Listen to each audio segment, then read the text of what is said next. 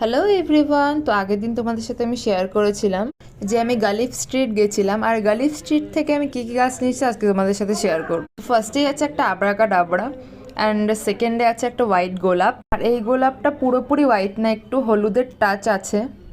গাছটা একটু ছোট হলেও ভ্যারাইটিটা কিন্তু খুবই ভালো। এই গাছটা আমার কাছ থেকে 50 টাকা নিয়েছে, আর আবরাকা ডাবরাটা 100 টাকা।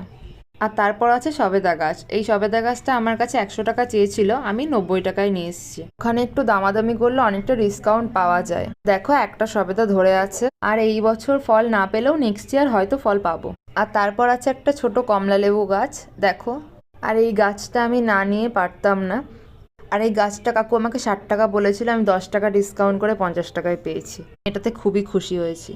আর এই গাছটায় অনেক কমলালেবু ধরে আছে, আর ছোট ছোট ফুলও এসছে অনেক। আর তারপর আমি গ্ল্যাডিওলাসের বাল্ব নিয়েছি।